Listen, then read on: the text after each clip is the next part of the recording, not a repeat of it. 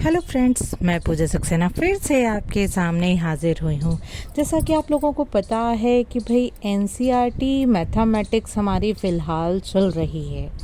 NCERT जो maths हमारी चल रही है उसमें हम चैप्टर नंबर 8 को पूरा कवर कर चुके हैं। इसके अलावा चैप्टर नंबर 9 का भी एक वीडियो हम बना चुके हैं बेस की, और उसके अलावा क्वेश्चन नंबर 1 को भी कवर कर चुके हैं। चलिए आज हम देख लेते हैं क्वेश्चन नंबर 2 क्या कह रहा है। फ्रेंड्स, यदि आपको मेरी वीडियो का एक्सप्लेनेशन समझ में आ जाता है तो प्लीज़ एक मेरी वीडियो को लाइक कर दिया करिए, ताकि मुझे भी मोटिवेशन मिल सके कि मुझे इस तरीके की वीडियोस आप लोगों के लिए बनानी है। चलिए स्टार्ट करते हैं। क्वेश्चन क्या कह रहा है, अ ट्री ब्रेक्स, एक पेड़ टूट गया भाई due to storm and the broken parts bent so that the top of the tree touches the ground. मैंने कहा कि मैं एक पेड़ था, बड़ा सा पेड़ था। ये पेड़ क्या हुआ, ये पेड़ यहाँ कहीं से टूट गया और यहाँ कहीं से टूटा तो जो पेड़ का टॉप था इस वाले पार्ट ने ये टूट के इस तरीके से गिरा और इसने ग्राउंड को कहीं जाके टच किया। अच्छा, मैंने मान लिया, सपोज कर लिया कि जहाँ पेड़ टूटा उसके टॉप की इस ट्री के फुट यानी इससे डिस्टेंस है कुछ ना कुछ। अब ज़रा देख लेते हैं, जो पेड़ टूटा यानी पेड़ का टॉप जो है ग्राउंड से एंगल बना रहा है, और वो एंगल कितना बना रहा है, 30 डिग्री का एंगल बना रहा है। उसके अलावा the distance between the foot of the tree, ये ट्री था, ये उसका कहलाएगा foot. The distance between the foot of the tree to the point where the top touches the ground, ये पेड़ का टॉप ग्राउंड गिरा तो कुछ इस तरीके से हुआ, और कहाँ टच कर रहा है, यहाँ टच कर रहा है। ट्री के फुट की और ट्री के टॉप जो कि नीचे गिरा उसकी आपस में जो डिस्टेंस है वो कितनी दे रखी है, 8 मीटर दे रखी है। तो ये डिस्टेंस मुझे पता चल गई 8 मीटर है। अब मुझे क्या करना है, मुझे find the height of the tree, मुझे इस पूरे पेड़ की हाइट फाइंड करनी है।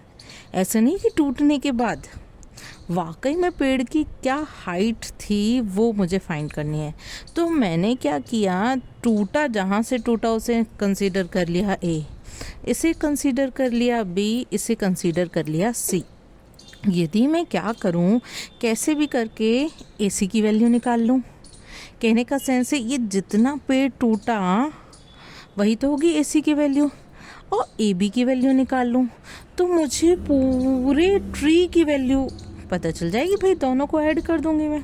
तो मैंने क्या किया, मैंने कहा कि suppose A B is equals to x, A B को क्या कंसीडर कर लिया मैंने, एक्स, और A C is equals to y, A C को वाई कंसीडर कर लिया कि इसकी वैल्यू तो एक्स है और इसकी वैल्यू क्या है, वाई है। अब ज़रा बात कर लेते हैं खाली इसकी और इसकी। यदि मैं इस एंगल के बारे में बात करूं तो ये एंगल किन दो साइड से जुड़ा हुआ है, एक तो इस साइड से जुड़ा हुआ है, एक इससे जुड़ा हुआ है। राइट एंगल ट्राइंगल के अंदर जो राइट एंगल के सामने वाली साइड होती है, या कहें जो लार्जेस्ट साइड होती है, वो क्या कहलाती है, हाइपोटेनियस कहलाती है। तो इस वाले एंगल के लिए मैं बात करूं तो ये तो हो गया हाइपोटेनियस। हाइपोटेनियस के अलावा जो साइड जुड़ी हुई होती है इस एंगल से वो कहलाती है बेस, तो ये कहलाएगा बेस, और ये कहलाएगा इसके सामने वाली जो साइड होती है वो कहलाती है परपेंडिकुलर। तो यहाँ से मैं कह सकती हूँ कि क्यों ना ऐसा करूँ कि पहले मैं इस परपेंडिकुलर की वैल्यू निकाल लूँ। परपेंडिकुलर की वैल्यू निकालने के लिए मुझे क्या चाहिए होगा, मैंने आप लोगों को बताया था, पंडित जी बेबी के पास गए और उसका नाम हर हर बोले, और इसको मैंने कहा था कि ये साइन का होता है, ये कॉस का होता है और ये टेन का होता है। कहने का सेंस है मुझे क्या चाहिए, मुझे परपेंडिकुलर और पहले बेस से हम क्या करें, मैं एक्स की वैल्यू निकाल लूँ। क्या करूं, x की वैल्यू निकालूं। तो परपेंडिकुलर और बेस तो इसमें आता है, तो मैंने क्या किया, tan थीटा अप्लाई कर दिया, या कहूँ tan 30 अप्लाई कर दिया। किस में, in right angle triangle ABC में। अब 10 30 10 क्या होता है, परपेंडिकुलर अपॉन बेस, तो मैं कहूँगी A B upon B C. अब 10 30 की वैल्यू होती है 1/√3, तो यहाँ से हो गया मेरा ए बी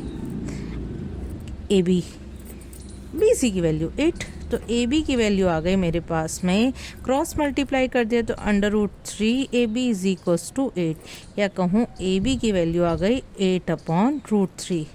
अब इसको रेशनलाइज कर लिया तो √3 का न्यूमरेटर √3 का डिनोमिनेटर में मैंने मल्टीप्लाई कर दिया, तो ये हो गया मेरा 8√3/3। अब चाहिए तो मुझे ए सी की भी वैल्यू।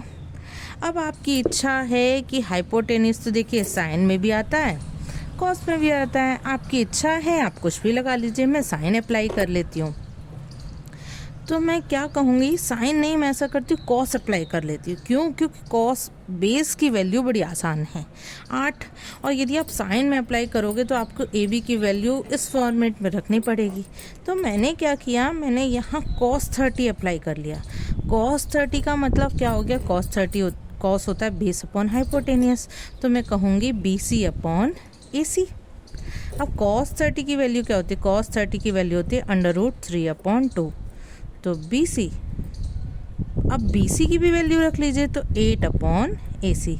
यहाँ क्रॉस मल्टीप्लाई कर लीजिए तो यहाँ क्या हो गया मेरा √3AC इज इक्वल्स टू, इन दोनों का मल्टीप्लाई 8 2 जा 16, तो यहाँ से AC की वैल्यू आ गई मेरी 16/√3। इसको मैंने रेशनलाइज कर लिया तो √3 का ऊपर √3 का नीचे, तो मैं कहूँगी 16√3/3। अब क्या है, अब फ्रेंड्स मुझे हाइट ऑफ ट्री निकालनी थी, तो मैं कहूँगी कि भाई ट्री की हाइट क्या हो जाएगी, ट्री की हाइट हो जाएगी मेरी, हाइट ऑफ द ट्री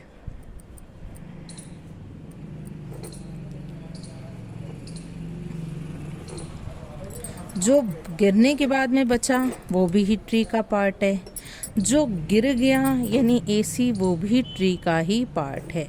तो मैं कहूँगी AB की वैल्यू 8√3/3, 16√3/3, तो ये क्या हो गया मेरा, 8 + 16 को ऐड कर दें तो 24√3/3, 3 8 जा 24, तो 8√3 मीटर इसका, इस पेड़ की हाइट हो गई, या height of tree is 8√3 metre. Friends, यदि आपको मेरी वीडियो का एक्सप्लेनेशन समझ में आया तो प्लीज़ मेरी वीडियो को लाइक करिए, चैनल को सब्सक्राइब करिए, साथ में बेल आइकन को प्रेस कर दीजिए ताकि मेरी बनाई गई वीडियो की नोटिफिकेशन आपको टाइम टू टाइम मिल सके। चलिए फिर मिलेंगे फ्रेंड्स इसी तरीके की छोटी छोटी वीडियोस के साथ में।